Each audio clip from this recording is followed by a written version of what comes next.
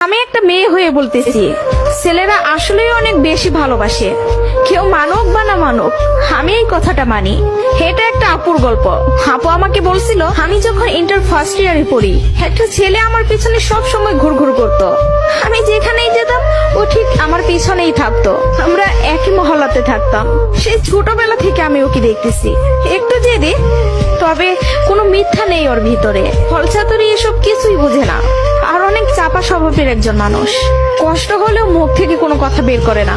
ওই যে একটা কথা আছে না, বুক ফাটে তো মুখ ফুটে না।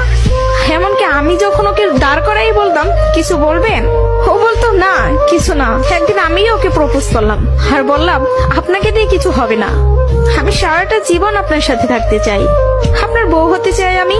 কখনো দূরে সরাই দিবেন না তো? জীবনে যা কিছুই হয়ে যাক, আপনি আমার পাশে থাকবেন, কখনো আমাকে একা ফেলে যাবেন না। যদি এই ওয়াদা করতে পারে, তাহলে আমি রিলেশন করব। ও অনার্স ফার্স্ট ইয়ারে পড়ে। ও বলল, জীবনে যা কিছুই হয়ে যাক, আমি তোমাকে কখনো ছাড়বো না। আমাদের সম্পর্কের বয়সটা যখন 2 বছর, তখন আমার বাসায় বিয়ের প্রেসার দেওয়া শুরু হয়ে গেল। ফ্যামিলি থেকে ছেলে খুঁজতেছে, সরকারি চাকরিওয়ালা, বিসিএস ক্যাডার। এসবের মধ্যে আমি ওর কথা বলতে ভয় পেতাম, কারণ ও এখনো পড়ালেখা করতেছে। চাকরি তো দূরের কথা, চাকরি পাইতে তো অনেক সময় লাগবে, কিন্তু আমার ফ্যামিলি তো আমাকে সময় দিবে না। আমি অনেক কষ্টে আম্মুকে রাজি করাই। আম্মু যেন আব্বুকে এই কথাটা বলে, আর আম্মু আব্বুকে বলে। আব্বু সাথে সাথে মুখের উপর বলে দেয়, সম্ভব না, বেকার ছেলের হাতে আমি আমার মেয়েকে দিব না। তখন আমিও ভাবছিলাম, কথাটা তো ভুল না, কথাটা তো সঠিক।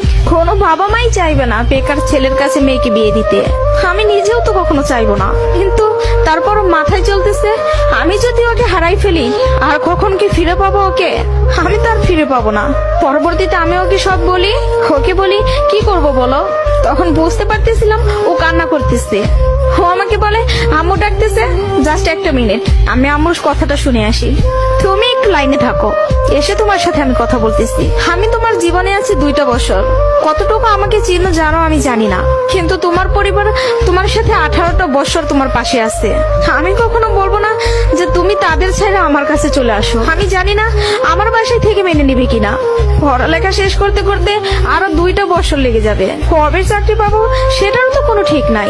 আমি যদি তোমাকে ভালো না রাখতে পারি, আমি তো নিজেকে কখনো মাফ করতে পারবো না।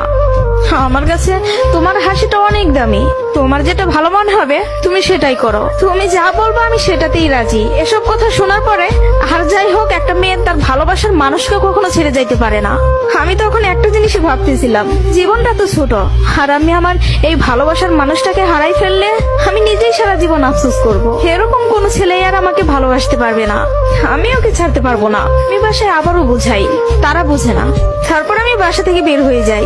বাসা থেকে বের হয়ে ওকে ফোন দেই আর বলি, আমাকে নিয়ে যাও। ও তাড়াহুড়া করে বাড়ি থেকে চলে আসলো। আমি বললাম, আমি তোমাকে বিয়ে করব। ও আমাকে বলে, আমি বলছি না তোমাকে, তুমি যা বলবো আমি তাতেই রাজি আছি।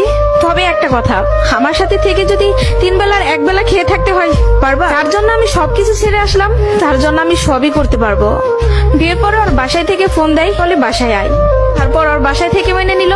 তার কিছুদিন পর আমার বাসায় থেকেও মেনে নিল। ভালোবাসার জায়গা থেকে যদি বলি, প্রিয় মানুষটাকে নিজের করে পাওয়ার মধ্যে অন্যরকম একটা সুখ কাজ করে, যে সুখটা কখনোই টাকা দিয়ে কেনা যাবে না। আর যদি বলি প্রিয় মানুষটার কথা, আমি ভুল মানুষকে ভালোবাসি নাই, আমার মানুষটা সঠিক ছিল। সেই মানুষটা আমাকে বিন্দু পরিমাণে কষ্ট দেয় নাই। আমি সবসময় একটা কথা বলি, ভালোবাসা সুন্দর যদি মানুষটা সঠিক হয়। প্রিয় মানুষটা যখন নিজের হয়ে যায়, তখন এতটা শান্তি অনুভব হয়, তা হয়তো বলে বোঝানো যাবে না। সুখে থাকতে, ভালো থাকতে টাকা পয়সার আমূল প্রয়োজন পড়ে না, যদি ভালোবাসার মানুষটা পাশে থাকে। কাউকে ধরলে হাতটা শক্ত করে ধরবেন, যেন দিন শেষে সব সময় আপনার পাশে থাকে। তো সবাই ভালো থাকবেন। ভিডিওটি ভালো লাগলে প্লিজ সবাই শেয়ার করবেন। আর